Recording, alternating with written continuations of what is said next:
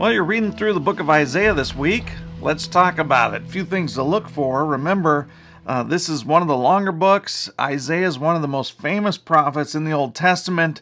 A lot of poetry in this book. A lot of people are intimidated by this book. I think it's fascinating. I hope you do too. Big picture here, the Lord gave prophets to the people, and they were to be like covenant watchdogs, okay? Make sure that they're keeping the promises that they made to the Lord. And chapters 1 through 12, Isaiah, Israel's most famous prophet, he's going to start calling out and reminding the people of the promises that God made. And you can go all the way back to Genesis 12, that they were to be a blessing to all people, that God was going to bless them, and then they were to bless other people. And so Isaiah gives this grand vision of what's happening here, that God's going to use them greatly to bring about blessing and the Lord's teaching to transform the world as he would have it. But the reality is Israel is so far from the Lord. And the first section here, chapters 1 through 12, Isaiah is just calling them out for it. He's saying, you know what, you're neglecting the poor. A lot of social injustice going on. You're following after other gods and idols. And he just lays it out there. But in the midst of it, he says, yes, there's going to be judgment, but I'm going to give you some hope too. There is a Messiah coming.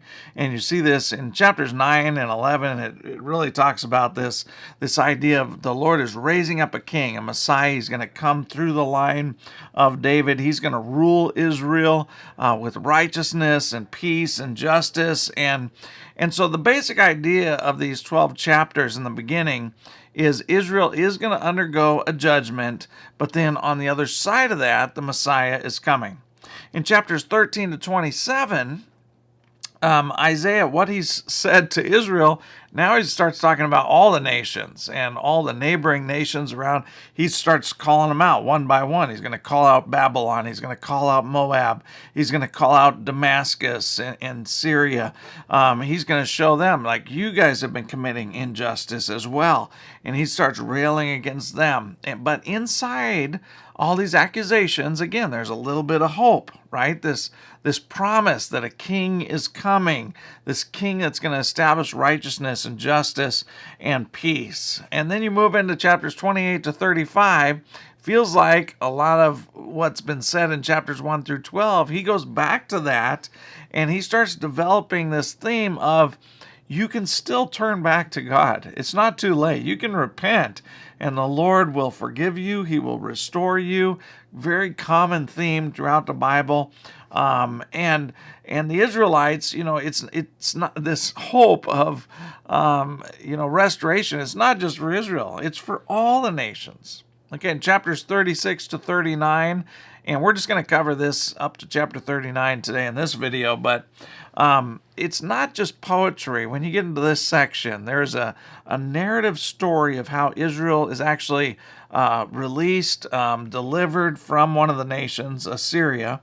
And you're thinking, great, finally, now God's going to bring the Messiah.